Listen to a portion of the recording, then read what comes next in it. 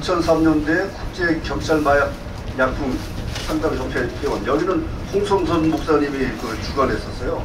그래서 그때 전도사 시절에 그 마약 상담협회 회원이 되고 위원으로 또 위촉이 되고, 그 다음에 또 2004년도에 알코올 상담센터 심포지움 수료를 하고, 그리고 뭐 기독교 상담학 지도자 과정 수료하고, 2003년부터 쭉 이렇게 오다가 지금 현재에 이르렀는데, 2021년도에는 KPEI 한국심리교육협회에서 상담사 1, 2급 자격을 취득했습니다. 뭐 분노 조절, 긍정심리, 부부심리, 인지행정, 행동, 심리분석, 음악심리, 노인심리, 위기심리, 외상심리, 이런 자격, 민간 자격증을 취득했죠. 그래서 상담에 상당한 관심을 갖고서 이제 목회하는 데 도움을 얻고자 해서 이렇게 했는데, 이제 여기 마약 경찰대학교 와서 이제 꼴리시는 이제 처음으로 여기 와서 이제 이렇게 하게 됐는데, 처음으로 이제 상당히 감사한 마음으로 하게 있습니다. 그래서 제가 이제 전공한 대로 영예박사 받은 대로 제목이 약물의 오남용과 중독 치료 및 우울증의 원인과 치료. 저희들이 이 마약 강의를 하고 배우고 강사로서 이렇게 쓰는데도 말이죠, 마약에 대한 그 내용이나 이론이나 약품이나 약물 이런 거에 대해서 많이 알고 지식을 전하는 것도 중요하겠지만, 마약을 전하면서 치료를 해야 되는 것이 아닌가, 치료 목적도 가지고 있어야 되지 않을까. 우리 목회하는데도 목사님들이 안수해서 치료를 하고 말이죠, 치유를 하고 회복을 시키는데, 그래서 저는 중독 치료 및 원인과 치료에 대해서도 같이 준비를 했습니다. 그래서 1번 첫 번째 보면은 약물의 오남용과 중독 치료 이렇게 되어 있습니다. 탈무드에 보면은 이런 글이 있습니다. 여러 가지 뭐 많지만은, 여성이 술을 한 잔 마시는 것은 퍽 좋은 일이다. 2잔 마시면 그녀는 품위를 떨어뜨린다. 섭잔째는 부도덕하게 되고 넉잔째는 자멸한다. 술은 뭐 자멸하는 것이죠. 첫 번째, 약물의 오남용과 중독.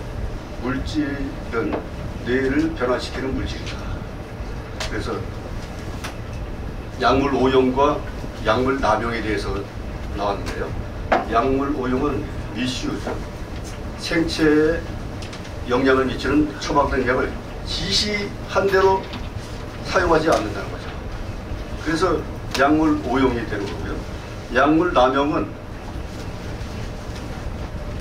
반복적으로 더 사용한다는 거죠. 그래서 약물에는 술과 담배, 알코올, 마약, 니코틴 뭐 다 들어가는 거죠, 약물에는. 그래서 중독이 많이 일어나는 거죠. 세상에서는 우상이 많은데요, 돈과 명예와 권력, 술과 담배, 도박, 요새는 뭐 담배도 말이죠, 좀비 담배라고 있어요. 마약하고 똑같더라고요. 마약 행동처럼 움직이더라고요. 그래서 지금 유행하고 있다는 거예요, 좀비 담배가. 그래서 새로운 물질이 나왔는데요. 그래서 재발성이 되는 뇌질환이라는 거죠. 뇌질환에 해당된다는 거죠, 중독이. 그래서 남용의 경우에는 비의학적 사용은 물론 불법성과 관련이 있다. 불법하고는 관련이 있다 하는 것입니다. 그래서 심리학에 보면 이제 강화가 나오는데요. 보상에 의해 반복적으로 약물을 사용하는 현상이다. 보상이 예전에 결핍으로 인해서 부족함을 느꼈던 것을 보상으로 이제 채우려는 것이죠. 그러다 보니까 남용과 오용을 하고 중독이 되는 과정에 이르게 되는 거예요. 갈망이 있고요. 공동 의존이 있습니다. 컨디펜던스. 그래서 가족 중에 한 명이 약물 사용이나 중독에 인해서 임해 있을 때는 다른 가족들도 같이 본인도 중독에 걸린다는 거죠. 가족 중에 한 명이 걸려 있으면 공동 의존성이 있다는 것입니다. 그래서 해로운 사용이 있고 이중 진단이 또 있고 공존 병리가 있습니다. 물질 중독 환자가 다른 정신적 문제를 가지고 있는 경우 반사회적 인격 장애가 나타난다는 거죠. 세 번째로 이제 알코올 중독과 의존. 네. 중독의 원인은 개인적 원인도 있겠지만 환경적 요인이 더 크다는 거죠. 그래서 술을 즐기는 집안, 술을 권하는 대학, 회사, 직원들, 외부 환경에 의해서 알코올 중독에 걸리는 확률이 많다는 거죠. 저도 대학에 들어가서 1학년 들어가니까 지도 교수님하고 학생들이 반대표를 시키는 바람에 예비역이고 그러다 보니까 학과 끝나면 교수실에 가서 이렇게 얘기하다 보면은 이 교수님이 그때 당시에 36이었는데 같이 동인천에 가는 거예요. 동인천에 인천에서는 동인천이 아직 번화가였기 때문에 지금 부평으로 바뀌었지만 그럼 교수님하고 저 스탠드바 이런 데 가는 거예요. 예비역이고 교수님도 젊고 그러다 보니까 술을 거기서 많이 배우게 됐죠. 그러니까 그 영향이 사회 직장인까지 미치더라고요. 그 영향이. 술을 내 개인의 그것도 있겠지만 직장이나 선후배 관계에서도 술을 같이 회식장에서 많이 즐긴다는 거죠. 그러다 보니까 중독된 사람들은요 술병을 옆에다 놓고서 마시는 거죠. 일하는데도 술병을 옆에 놓고 소주다. 몸을 떨고 손을 떨면서. 저도 그래가지고 젊었을 때는 술, 담배는 누구 못지않게 많이 했습니다. 40년 전까지. 그러다가 저는 이제 세상에서 어렸을 때는 초등학교 때는 유치원을 이제 군대 군인교회에서 졸업을 했는데 초등학교 때는 학교에서 운동이라면 운동, 공부라면 공부 여러 가지 했기 때문에 학술대회에도 나갔었고 상 받고 도대회에도 나가고 그래서 초등학교 때는 제일 아주 번성이었었죠. 근데 중학교, 고등학교 올라가면서 차차 이게 떨어지는 거예요. 애들이 이제 머리가 커지고 그러니까 조용하던 애들도 이제 성장하면서 이 능력이 나타나는 거예요. 그러니까 초등학교, 중학교, 고등학교처럼 점점 떨어지는 거예요. 그리고 고등학교 때는 졸업할 때까지 이제 교회를 계속 다녔지만 그래서 졸업할 때 어디를 갔다가 신학대학을 갔다가 직업 종류가 엄청 많더라고요. 근데 거기에 스폰서, 리더자, 멘토가 있으면 쉽게 구할 수 있는데 멘토, 형이나 누님이 없으니까 사촌 누님은 있지만 가르쳐주는 사람이 없으니까는 엄청 힘든 거예요. 그래서 재수, 삼수 해가지고 군대 갔다 와서 이제 그랬는데 제가 이전에 강의 준비한 거는 체험과 치유와 회복 그걸 준비했었어요. 제가 왜 그러냐면은 99년도에 너는 앞으로 평안해질 것이다 하는 그 말씀을 드렸어요. 99년도에. 그래서 그때 당시에는 제가 평안인지 편안인지를 구분을 못했기 때문에 교회를 많이 다녔어도 평안이라는 단어를 그렇게 크게 생각을 안 했는데 새벽 미명 시간에 너는 앞으로 평안해질 것이다 음성을 듣고 일주일 동안을 고민했습니다. 이게 평안이 맞나 편안이 맞나. 세상적으로는 편안하게 사는 게 좋은데 이 편안이 아닌가요? 그래서 같이 지내던 장로님한테 물어보니까 평안이 맞다는 거예요. 성경에 평안이 많다는 겁니다. 그래서 그때 이제 기도원에 올라가 있을 텐데 공인중개사 시험을 보고서 합격을 해가지고 기도원에 이제 며칠 쉬러 올라갔는데 새벽 시간에 3일 만에 음성이 들린 거예요. 기도원에 올라가서 새벽, 오전, 오후, 저녁, 처야, 기도불까지 들어가가지고 아주 집중해서 했죠. 은사를 받으려고. 40년 동안 교회 다녔지만 교회만 다녔지 은사라는 걸 몰랐기 때문에. 치유의 은사, 신유의 은사 하시는 목사님도 많은데 집사님들도 그런 분 많은데 그런 은사를 몰랐는데 음성을 듣고 말이죠. 환상을 보고 방언기도를 하게 됩니다. 그래서 제 은사가 예언과 직관력 동시성의 은사가 있습니다. 꿈에 본 게 낮에 보이고 말을 하면 그 현상이 나타나고 말이죠. 동시에 나타나고 신유의 은사도 동시성의 은사가 있는 겁니다. 동시에 말을 하고 귀신을 떠나가라 하면 그 현상이 나타나는 거예요. 바로 치유되는 것이 뜻이 맞으면, 핀트가 맞으면. 그래서 그런 현상들이 엊그제까지 같이 나왔어요. 현상이 은사가 사라졌나 하면 또 은사가 또 나타나는 현상이에요. 우리 뭐 남목사님도 있지만 같이 동행하고 있지만 남목사님한테도 은사가 나타나는 거예요. 현상이 전이가 되는 거예요. 그런 특이한 은사를 저한테 주셨습니다. 하나님. 그래서 은사를 개발을 해야 도구로 쓰임을 받을 수 있다.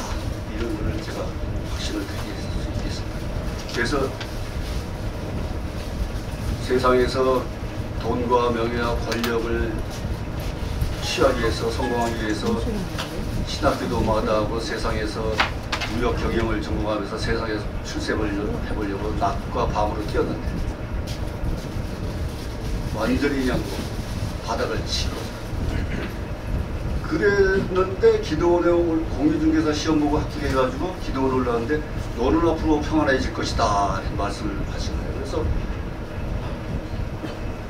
그때부터 99년도부터 지금까지요 하나님이 계속 평안 쪽으로 인도하셔서 오늘 국제마약대학교까지 오게 하신 것입니다. 할렐루야.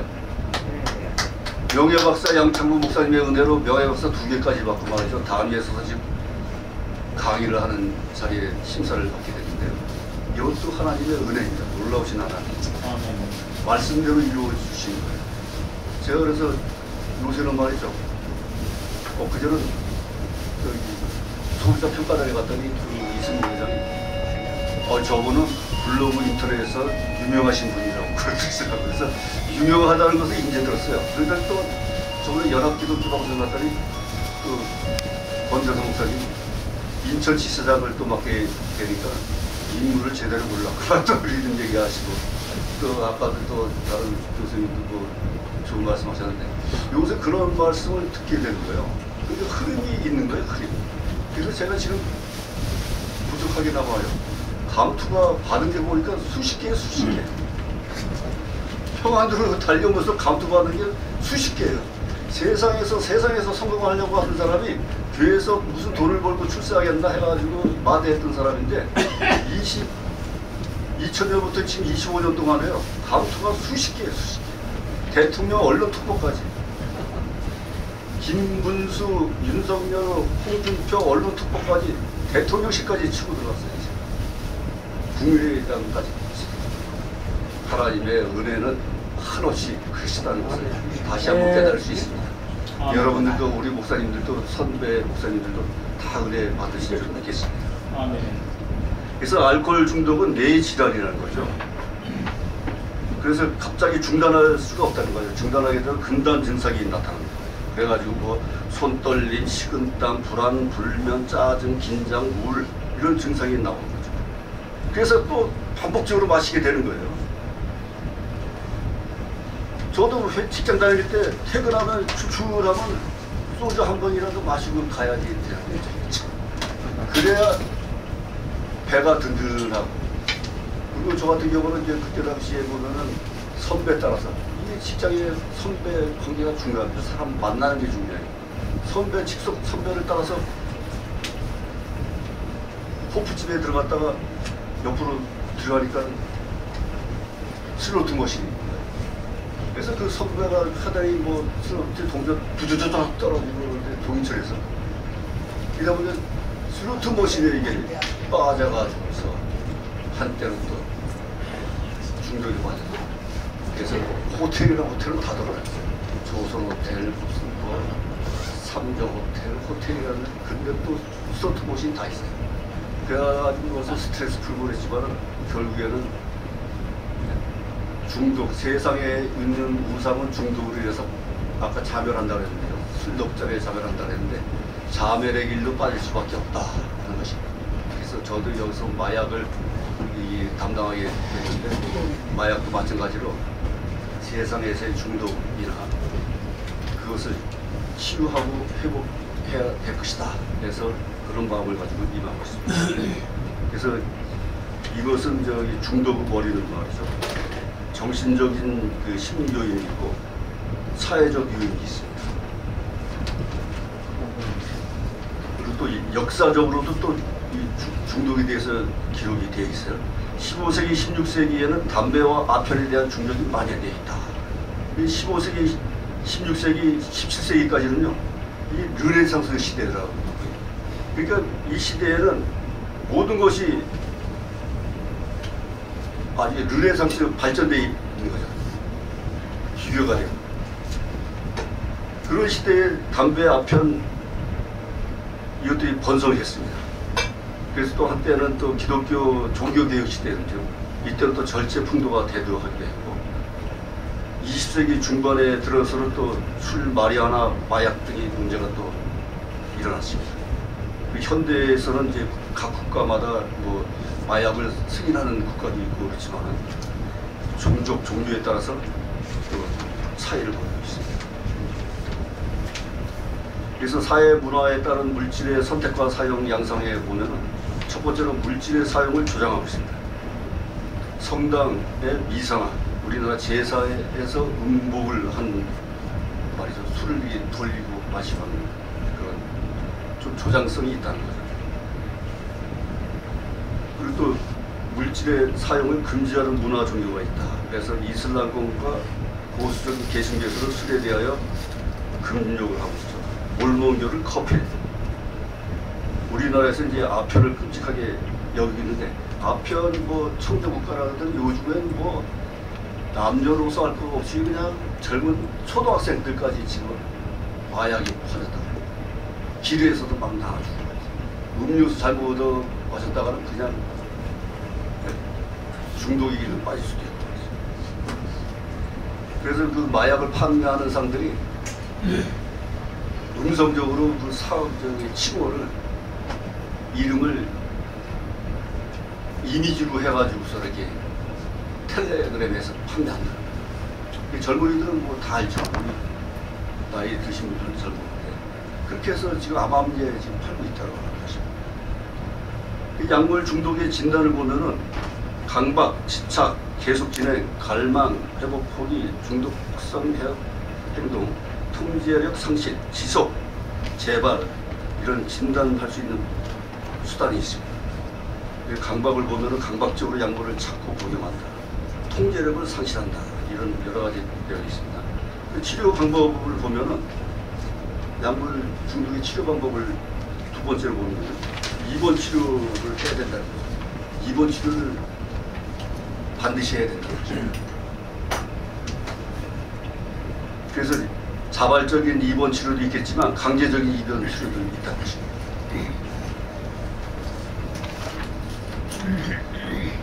근데 이 입원 치료하고 이 금단 증상이 나타나는데요. 4번에 보면은 진전 선망은 주로 낮에보다 야간에 많이 발생하므로 보통 정신과 폐쇄병 등에 입원해서 적절한 치료를 받아야 한다. 이 진전 선망은 금단 증상보다 더 심하다는 거죠. 진전 선망.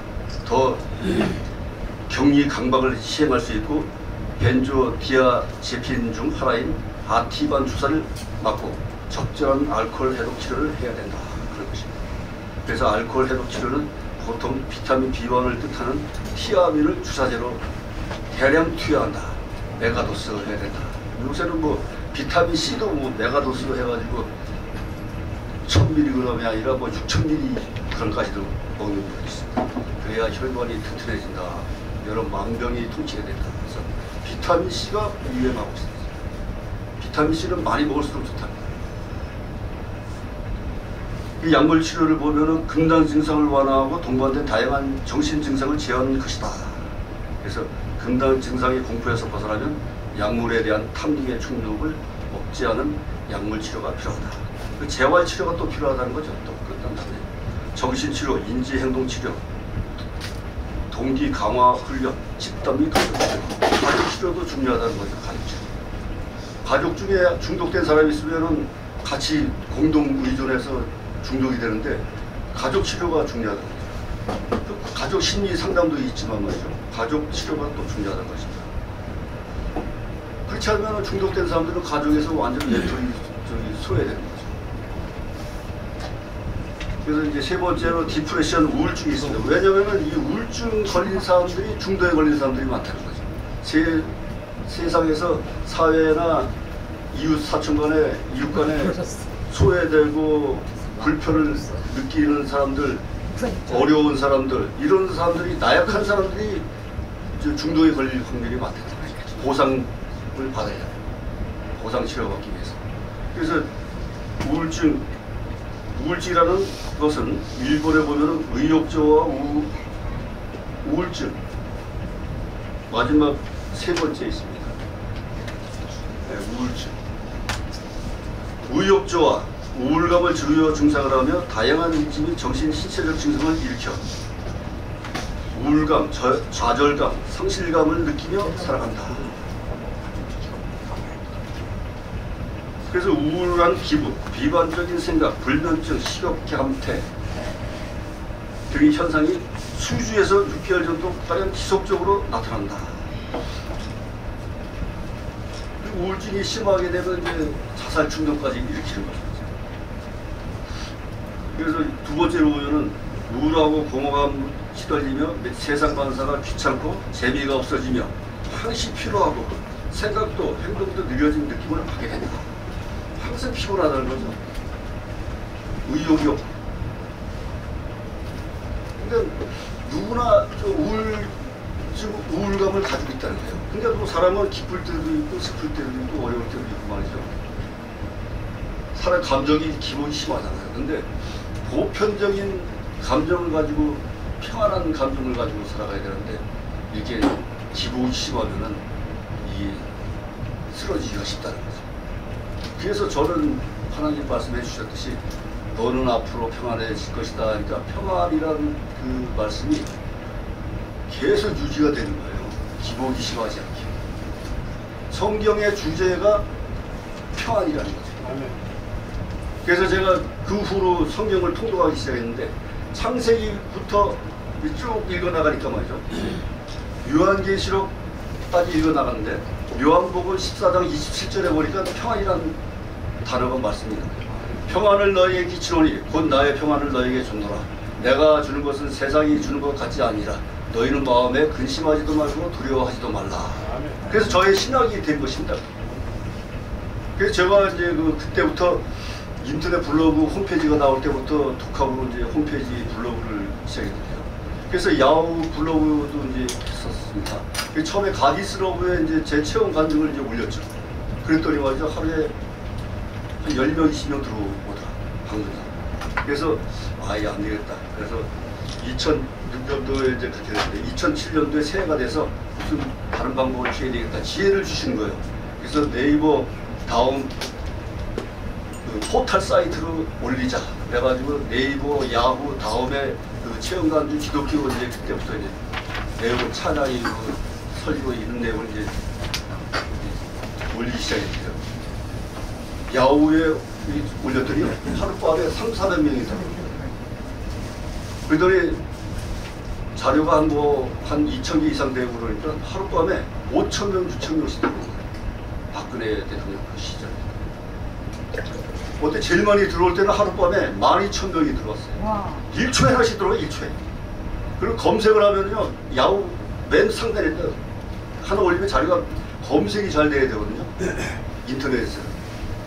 이게 자료 하나 올리면 상단에 뜨니까 뭐 검색이 잘 되니까 뭐 1초에 한 명씩 들어오래요. 그래서 야후가 2000년도 나중에 네이버 때문에 철수를 했는데 그 한 5, 6년 동안에 270만 명이 들어왔어요. 270만.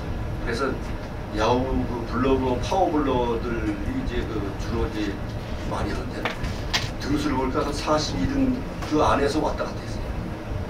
수천 개, 수만 개가 되지 않습니까? 블로거들이. 근데 상위급에 속해 있었다고. 근데 야후가 네이버 다운 때문에 영업이 안 돼가지고 철수를 했습니다. 그래가지고 어떡하나 해가지고 네이버 다음에다 다시 복사해서 올렸죠.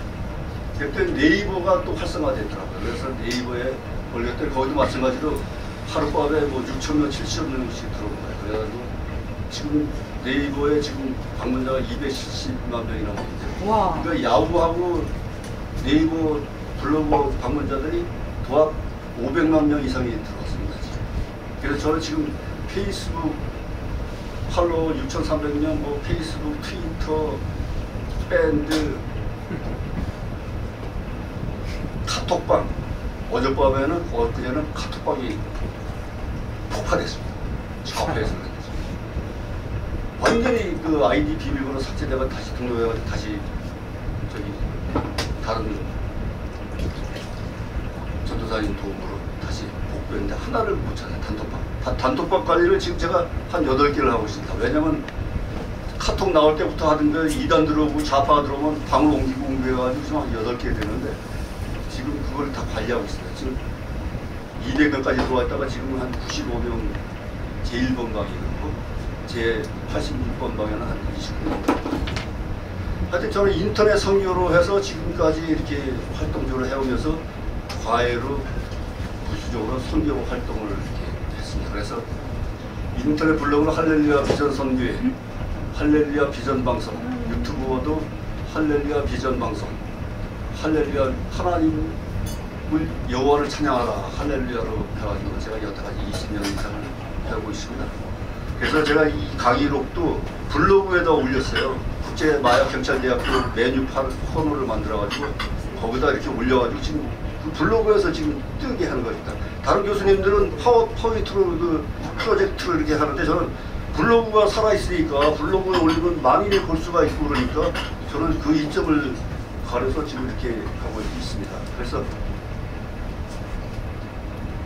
이것도 마찬가지로 하나님께 은혜의 감사를 드리겠습니다. 네, 그래서 우울증까지 치료 대상으로 해가지고 이 우울증의 원인은 생화학적 요인이 있다, 환경적인 요인이 있다. 환경적 요인이 중요하다는 거죠. 개인의 그 요인보다 환경 요인이 많다는 것입니다. 환경적 요인 세 번째를 보면 스트레스만으로 주요 우울증에 생기는 것은 아니지만 증상 발현에 영향을 준다고 한다. 환경적 요인은 삶에 있어서 대처하기 어려운 상황들로 사랑하는 사람을 잃은 것, 경제적 문제, 그리고 강한 스트레스 등을 예로 들 수 있다. 인간이 살아가면서 사회 환경에 의해서 사람에 의해서 가까운 사람에 의해서 가족에 의해서 많이 침해를 당한다. 가까운 사람에 의해서 당한다는 것입니다. 제 신조가 뭐냐면은 줄 것은 주고 받을 것은 받자. 줄 것은 다 주고 받을 것은 적게 받고 말이죠. 이러다 보면 말이죠. 세상 사회에서 맨날 당합니다. 맨날 당해요. 하나님은 예수님이 오른쪽 뺨을 주고 왼쪽 뺨을 대라 그랬지만 겉옷까지 벗어주라 했지만 선한 사람들끼리는 줘도 돼요. 당해도 좋고. 그러나 세상에는 악인들이 있습니다. 악인. 제가 선과 악에 대해서 분류했습니다. 선은 선을 향해서 나가지만 악은 악을 향해서 나간다. 그건 아주 정답입니다. 좌익은 좌익을 쪽으로 향해서 나가지만 회파하고 법을 회파하고 망가뜨리고 하는 쪽으로 나가지만 우파는 우익으로 나가는 거죠. 정직을 하고 기존을 지키고. 그래서 그 선과 악에 대해서 깨달은 바를 블로그에 올렸는데요. 70가지 이상이 돼요. 70가지 이상. 제가 그전에 여호와 하나님에 대해서 형용사 부사를 앞에 붙이면 어떻게 되는가 해가지고 또 블로그 초반기에 블로그에 올렸는데 그것도 수없이 붙일 수가 있어요. 존귀하신 여호와 하나님, 사랑과 은혜의 하나님, 치유와 회복의 하나님. 얼마든지 앞에다 이북의 북한의 김일성 수상이 위대하신 김일성 수상 붙이는 식으로 하나님 이름 앞에 형용사 부사를 붙이면 얼마든지 붙일 수 있다는 거죠. 그리고 영광을 나타낼 수 있다는 것입니다. 그래서 제가 이제 블로그를 하면서 또 특이하게 제가 세계에서 유일하게 제가 작업한 게 있는데 성경 66권을 화면 66년에 완전히 다 목소리를 붙였죠. 한 면에 전체 1장에서 끝장까지 다 한 면에 볼 수 있도록 드래그하면 1장에서 끝장까지 다 볼 수 있도록 제 블로그 신구, 신약, 구약을 다 이렇게 작성했습니다. 그 세계에 제가 한 것뿐이 없을 거예요. 기독교 방송에서 성경 하면은 달락달락 돼 있잖아요. 근데 저는 화면 하나에 한 면이 다 나오게 1장부터 마지막 28장 뭐 56장까지 창세기면 창세기 1장부터 끝까지 요한복음, 마태복음 한다. 그게 66년에 다 부착돼 있어요. 그리고 블로그에 올려 있습니다. 이건 뭐 유일한 특허 받을 만한 거예요. 그 정도로 하나님께서는 저를 이렇게 세워주시고 해가지고 지혜와 능력을 주신 거예요. 그래가지고 제가 협성대학교 신학대학을 들어가야 되는데 맨 처음에는 은혜 받고 무료 신학을 하려고 했거든요. 근데 무료 신학을 하려고 하다 보니까 일주일 되니까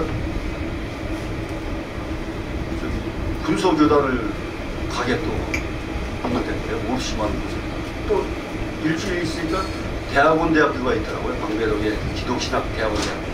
그 대학원대학교 방배동 저희 고향이 조상이 오장정 씨의 천안이 고향이라 천안 아산 저기 고향이니까 천안대학교 가면 좋겠다 해가지고 기독신학 했는데 제가 본래 장로교회지만 인천에 가서는 감리교로 갔는데 원서를 사가지고 목사님한테 추천서 받으려고 갔더니 왜 장로교를 가지 감리교를 가냐고. 그래서 목사님이 전화를 하신 거예요.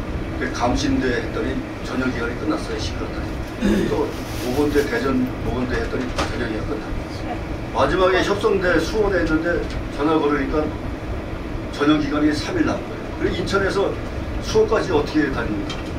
그래도 이제 하나님의 뜻인가 보다 하고 수원에 가서 원서 사왔어요. 그래가지고 기독신대하고 협성대하고 원서를 접수했는데 꿈에서 두 군데 합격은 다 확인됐거든요. 근데 실제 두 군데 합격이 다 된 거예요.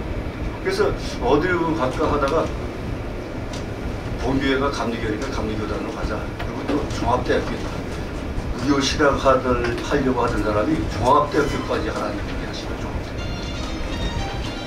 그런데 그 신학대학원은 말이죠. 기독신학대학원 원서 사가지고 전철에서 그 국산 기도를 했는데 제가 환상을 봤어요. 기도 중에 효성대학교 건물이 아니에요. 그때는 먼 산등성에 흰색 건물 두 동이 겹쳐 보이는데 사각형 창문에서 연기불이 막 나와요. 전체 건물에서. 그래서 시트에 앉아 있는 상태에서 그 먼 그 산등성을 따라서 쫙 기도하면서 쭉 들어가니까 그 창문 안에 보이는데 빨간 심지불이 보이는 거예요. 아 그래 빨간 심지불이 그 창문을 통해서 연기가 나오는가 보다 했는데 그 현상이 어디서 나타나는가 했더니 말이죠. 제가 입학하고 나서 2개월 후에 정문에 대학버스 타고 다니느라고 이제 정문에 가는데 본관 건물을 보니까 아 이게 2개월 전에 기도하면서 본 환상 건물이랑 똑같아. 신색 건물. 하나님이 미리 예언적으로 환상을 보여주죠. 그래서 제가 협성신대원에서 졸업할 때는 학생들이 졸업위원장을 하라 그래가지고 졸업위원장 그걸 하고서 앨범과 사은회하고 이제 졸업했는데요. 근데 그때 당시에 2001년도 그때 당시에 도서관에서 공부를 하고 있는데 또 한 번 하나님의 음성이 들렸어요. 54페이지를 보라 이런 음성이 들렸어요. 논술 시험 공부를 하고 있는데 자연과의 친화 생육하고 번성하라 하는 그런 공부를 하고 있었는데 54페이지를 보라는 음성이 들렸어요. 그래서 구약 성경 54페이지를 펴보니까 창세기 35장에 야곱이 밧다라람에서 돌아오며 하나님이 야곱을 이스라엘이라 부르리라. 아멘. 왕이 허리에서 나오리라. 생육하고 번성하라. 야곱이 천사와 시려받은 곳의 이름을 베델이라 부르리라. 그래서 그 야곱이 이스라엘 되고 중요한 말씀이 거의 다 나온 거예요. 신약 성경 54페이지 펴보니까 말이죠. 예수님이 각색 질병 치유하는 내용이 다 나와요. 예수님이 귀신을 쫓아내고 베드로 장로의 열병을 고치고 각색 질병을 걸린 사람들을 환자들 불러 모아서 다 동네 그 기인들이 다 들어와가지고서 치유하는 거예요. 그 하나님의 신유와 치유의 역사를 보여주신 거예요. 그래서 제가 호가 말이죠. 저는 이제 아버님이 한자 한문을 많이 하셨기 때문에 할아버지도 그렇기 때문에 인원이라고 이제 호를 적어 주셨는데 인원 앞에다가 바울을 제가 인터넷 선교를 많이 하고 바에도 제가 목회 외에 여러 가지 그 일을 많이 합니다. 부수적으로. 그렇기 때문에 바울이라고 천막 또 그 바울이 천막을 치면서 자비됨을 소개하지 않았습니까? 그래서 바울을 했다가 바이넌 했다가 지금은 이제 인원 야곱으로 이제 돌렸습니다. 그래서 인원 야곱 정령 목사라고 있는데 그것도 하나님의 뜻으로 인해서 그렇게 하고 있습니다. 그래서 지금까지 하나님의 은혜로 지금까지 성장 발전하고 동역하는 여러분들 25년, 20년 지기도 많고 우리 남 목사님이나 홍성희 목사님이 앞에 있지만 김민기 목사님도 있지만 다 이게 협력하며 동력하는 목사님들이 주위에 있다는 거죠. 그래서 감사하고 오늘 이 자리에 서해에서 또 취업과 간증 또 약물 중독에 대해서 말씀드릴 수 있는 시간을 허락해 주셔서 감사합니다. 기도하겠습니다. 하나님 아버지 감사합니다. 한 인간을 세워주심으로 말미암아 하나님께 영광 돌리는 주의 종으로 삼아주심을 감사드립니다. 모든 영광 하나님께 돌립니다. 모든 말씀 감사하며 지금도 살아 역사하시는 예수님의 이름으로 기도드렸사옵나이다. 아멘. 감사합니다.